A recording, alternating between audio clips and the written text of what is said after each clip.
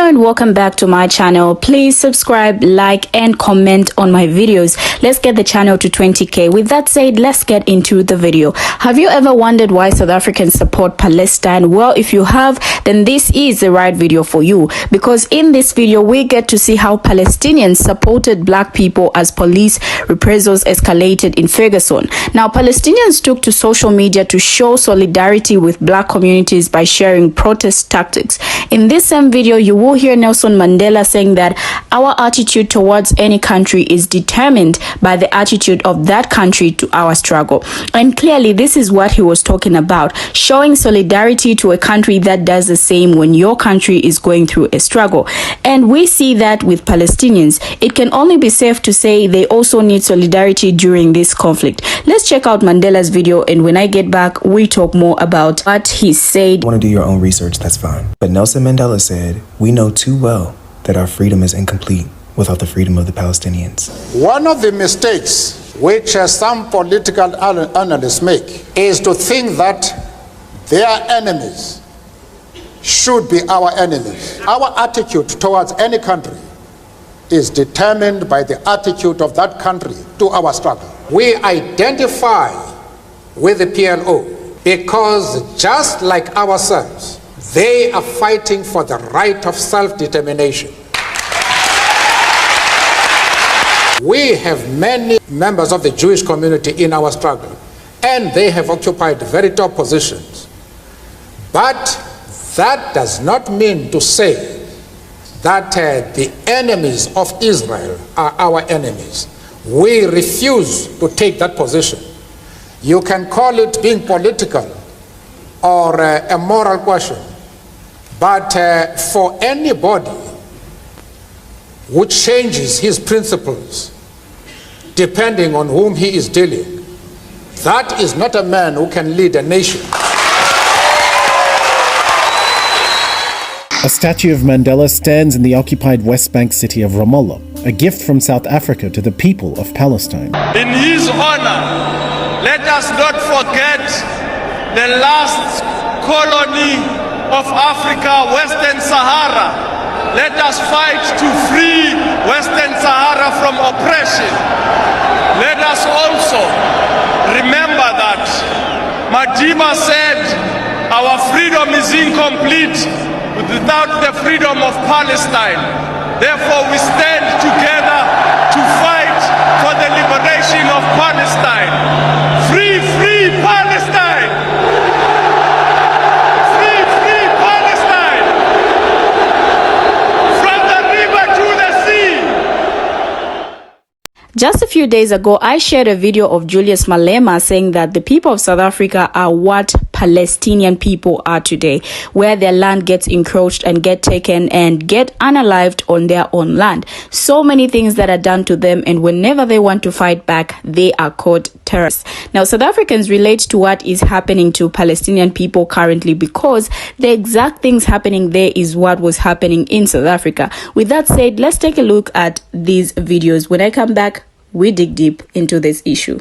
There is of course the fact that Israel supported apartheid in South Africa right up until the end. Israeli Army Chief of Staff General Rael'S even compared apartheid in South Africa to Israel, saying, "Blacks in South Africa want to gain control over the white minority, just like the Arabs here want to gain control over us. And we, like the white minority in South Africa, must act to prevent them from taking over." Journalist Stephen Kinzer even goes as far to say Israeli leaders came to see South Africa as a kindred state. That is why when Nelson Mandela was released from prison in 1990, he said, "The people of South Africa will never forget the support of the state of Israel to the apartheid regime." And what's wild about this is that Nelson Mandela was on the U.S. terrorist watch list until 2008. Same with Martin Luther King. He was actually considered the most dangerous hero in America for a while. The same people who would have agreed that MLK was the most dangerous man in America at that time, the same people that misquote him these days to justify atrocities happening around the world, specifically in Palestine right now. The FBI in USA was also saying that the Black Panthers are the most dangerous of extremists back in the day. Because we all know that giving children free breakfast is the most dangerous extreme thing one can possibly do.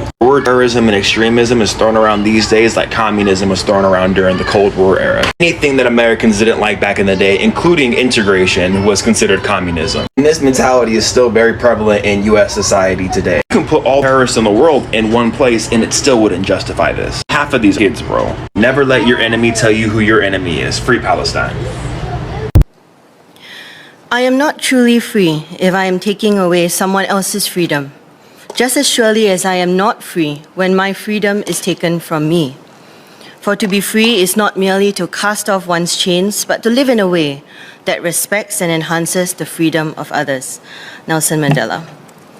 Sir, today I rise in support of the motion and add my voice in this chamber to express my sorrow for the loss of innocent lives and the injustice of the cycles of violence, even as the Israel-Palestine crisis rages on.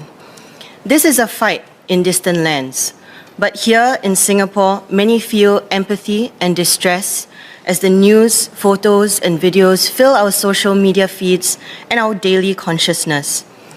If you truly engaged with the breadth of society, you will see a range of views and levels of awarenessness.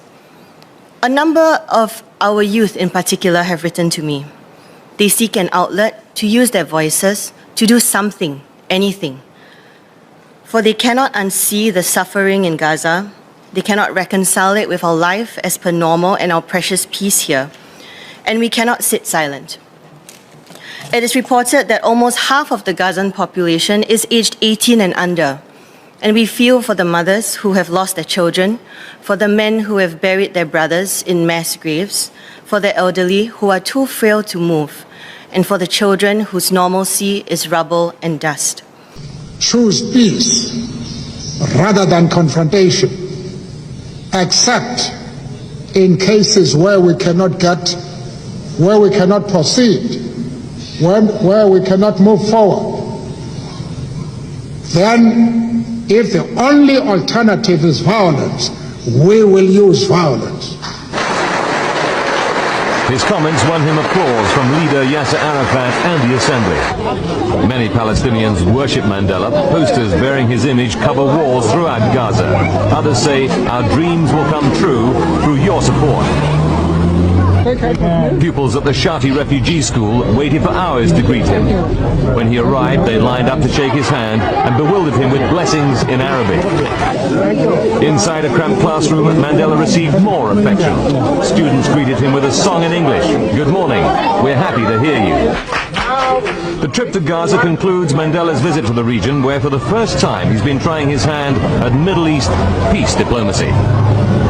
Now, we've already heard the reason why South Africa is supporting Palestine during this conflict. Palestine was with South Africa during the struggle against apartheid, while Britain and America never supported them, but they were ever supporting Israel. We have seen the South African government making its position clear, expressing support for the Palestinians amid the ongoing attacks by Israel in the Gaza Strip, but it has also condemned resistance group Hamas for attacking and kidnapping Israeli civilians.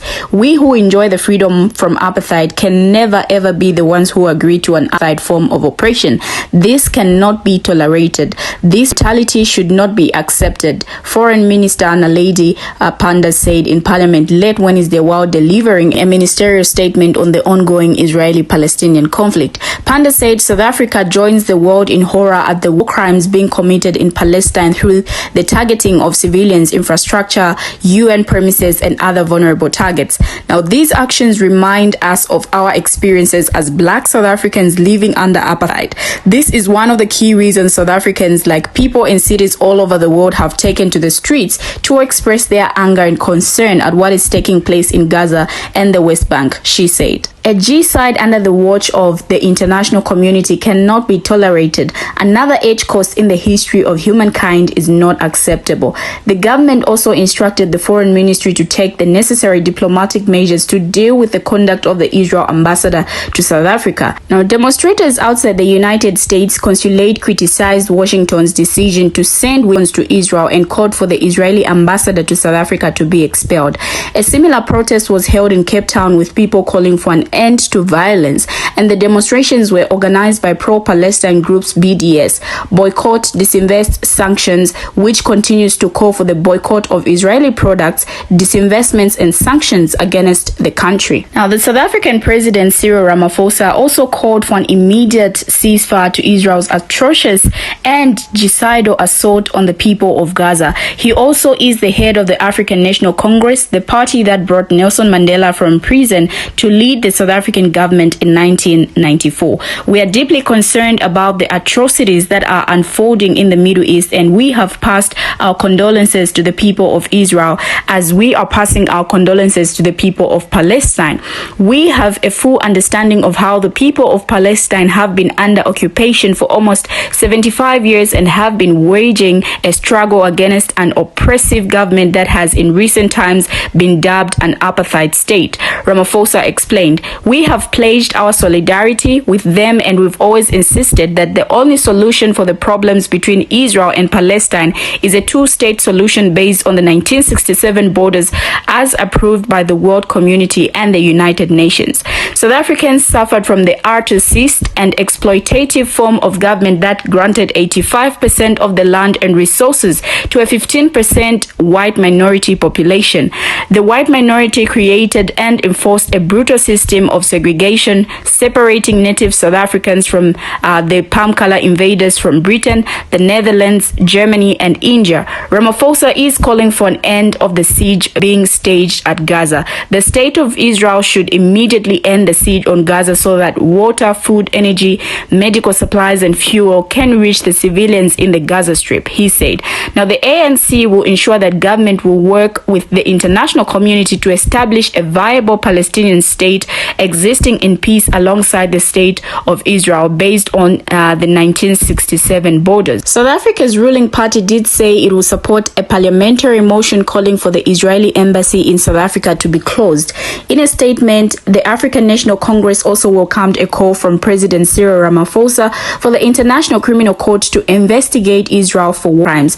Given the unfolding atrocities in occupied Palestine, the African National Congress will agree to a parliamentary motion which calls upon the government to close the Israeli embassy in South Africa and suspend all diplomatic relations with Israel until it agrees to a ceasefire. That was in a statement. Now, the opposition economic freedom fighters will propose the motion later, also calling for the suspension of all diplomatic relations with Israel in solidarity with the Palestinian people amid Israel's war on Gaza. Now, the motion will be voted on at a later date. The EFF's motion is largely symbolic as it will be up to Ramaphosa's government whether to implement it. But ANC leader Ramaphosa and senior foreign ministry officials have been vocal in their criticism of Israel's leadership during its military campaign in Gaza, calling on the ICC to investigate them for potential war crimes. Pretoria's strong support for Palestine dates back decades to the fight against apartheid in South Africa, which the ANC was at the forefront of. Now, the country likens the plight of Palestinians to that of black South Africans under white minority rule, with former President Nelson Mandela saying in 1997, "We know too well that our freedom is incomplete without the freedom of the Palestinians." As South Africa, we have accordingly, together with many other countries across the world, referred this whole Israeli government action to the International Criminal Court, Ramaphosa said during a state visit to Qatar. Now, we have put through a referral because we believe that war crimes are being committed there. And of course, we do not condone the actions that were taken by Hamas earlier, but similarly, we condemn the actions that are currently underway and believe that they warrant an investigation by the ICC, he added. We have come to the end of the video, so do share your own thoughts on this video. Thank you for watching and see you in my next video.